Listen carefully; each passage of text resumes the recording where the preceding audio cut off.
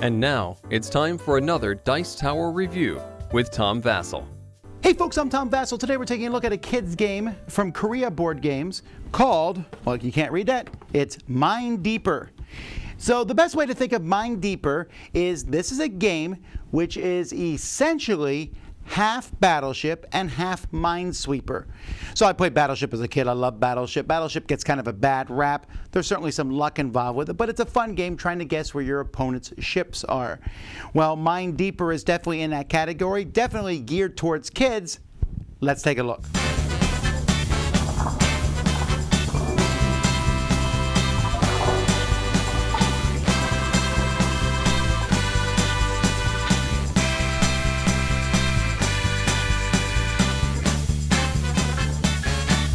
In this game, you're going to have this board that's going to be set between the players, and it has kind of these things that can go back and forth. You're going to build them at the beginning of the game. So one person will have rocks, and then the slats, then rock slats, and the other person has the opposite. Not a big deal. That's just so you know who sits on what side. You'll take a board that matches your side. You're also going to get 1 purple gem, 3 yellow gems, 5 red gems, and then 16 of these gray gems. Each person or team will take one of these cards, rotate it any way they want on either side, and that's how they're going to put their gems on. So this one, for example, shows a red gem at the top. I'll place it here, and then a yellow gem next to that, and I'm going to keep going till all the spots are filled.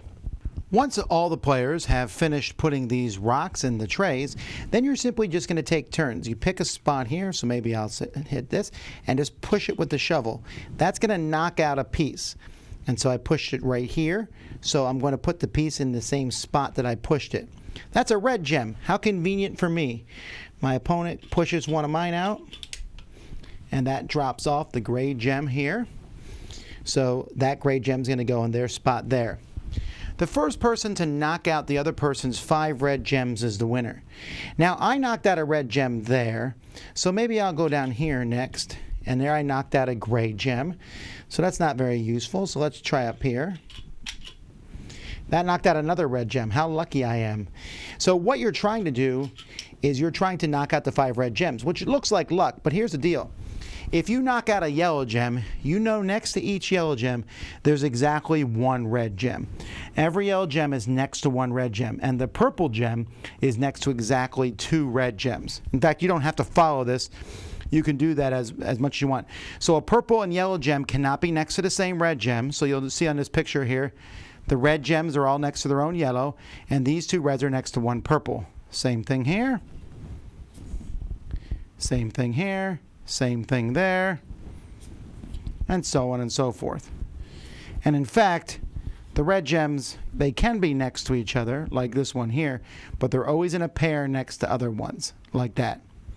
And that's it. The first team to knock out all the other person's 5 red gems is the winner. You can set up again and play. Now the device here is pretty cool. I have a couple problems. One, I hate this kind of box. Secondly, the device doesn't fit in the box. You actually have to take it out of the legs. And thirdly, it is a little fragile.